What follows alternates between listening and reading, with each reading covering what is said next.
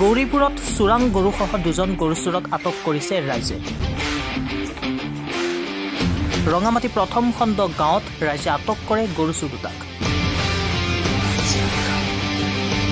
গৰু চোৰ দুটা নাম ধৃত মহিবুল ইছলাম আৰু আমিৰুল ইছলাম বুলি জানিব পৰা গৈছে। ধৃত গৰু চোৰ দুটা পৰ্বতজোৰাৰ বগৰীবাৰী থানাৰ জংগীৰ কিল্লা দ্বিতীয় খণ্ড গাঁৱৰ বুলি জানিব পৰা গৈছে।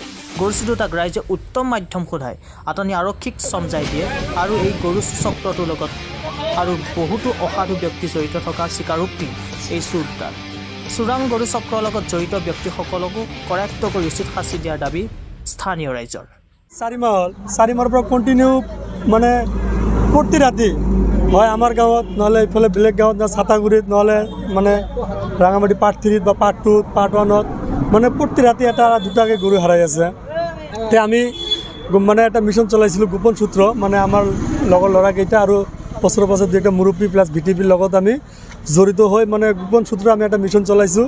এই মিছন চলাত আজি দুপৰীয়া জুম্মাৰ নামাজৰ পিছত মানে দুজন ল'ৰাই মানে গৰু লৈ যাই আছে এইফালে। পিছত আমাৰ লগৰে ল'ৰা দুজনে তেখেতক সোজা পোতা কৰাত মানে তেখেতে মানে সঠিক উত্তৰ দিব নোৱাৰিলে। তাৰপিছত আমাক যোৱাকালি এজনে ইনফৰমেশ্যন দিছে যে মোৰ সৰু এটা গৰু হেৰাইছে। আমি তেতিয়া গৰুৱালাক খবৰ দিলোঁ, গৰুৱালা আহি কোৱা হয় এইটোৱে মোৰ গৰু হয় বুলি গৰুৱালাক ক'লে। তাৰপিছত তেতিয়া ল'ৰা দুটাক সোধা পোছা কৰাত ল'ৰা দুটা স্বীকাৰোক্ত কৰি দিলে যে হয় আমি গৰু চুৰি কৰি লৈ গৈছিলোঁ, চুৰি কৰিছোঁ গৰু আমি ছাতাগুৰি জংগীৰ কিল্লা পাৰ্ট 2। পিছত তেখেতক সোধা পোছাত কৰাত মানে ল'ৰা দুটা এইটো কথা ক'ল যে আমাৰ লগত আৰু ভালেকেইজন জড়িত আছে।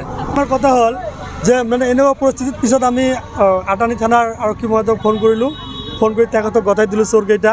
এতিয়া আপোনালোকৰ জৰিয়তে আমি ধুবুৰী জিলা আৰু আমাৰ নিকটৱৰ্তী কোকৰাঝাৰ জিলাৰ মানে DC মহোদয়ক আমি এইখিনি অনুৰোধ জনাইছে যে চোৰৰ যি চোৰাং অত্যাচাৰ, চোৰৰ যি গৰু চোৰাং অত্যাচাৰ, এই অত্যাচাৰ বন্ধ হ'বনে নাই, আৰু আমি যিসকল গৰুৰ মালিক আছোঁ আমালোকে চোৰৰ পৰা সুৰক্ষা পামনে নাই, ইয়া হৈছে আমাৰ আচল কথা।